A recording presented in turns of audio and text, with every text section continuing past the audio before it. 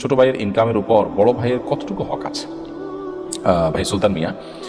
ছোট ভাইয়ের যে উপার্জন, সেই উপার্জনে বড় ভাইয়ের হক থাকবে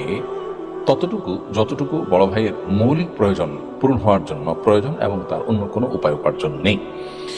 এরকম যদি হয় যে ছোট ভাই তিনি উপার্জন করছেন বা তার সম্পদ আছে, এদিকে বড় ভাইয়ের চলার মতো, বেঁচে থাকার মতো, জীবন ধারণ করবার মতো যে মৌলিক প্রয়োজন সেটি পূরণ করবারও ব্যবস্থা নেই, এরকম পরিস্থিতিতে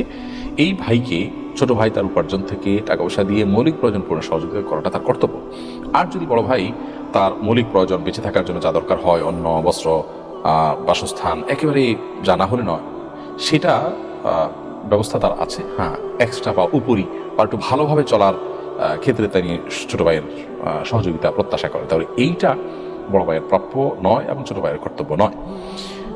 অথবা হতে পারে যে বড় ভাইকে দেখবার জন্য বাবা আছেন, বাবা দেখেন বা অন্য কেউ দেখেন, অর্থাৎ তিনি চলতে পারেন, তাহলে সেক্ষেত্রে ছোট ভাইয়ের করে কিন্তু বড় ভাইয়ের সংসার চালানো বা তাকে টাকা পয়সা দেওয়া বা ইনকামের অংশ দেওয়া এটা অপরিহার্য নয়। তবে হ্যাঁ, নৈতিক একটা দায়িত্বের ব্যাপার আছে,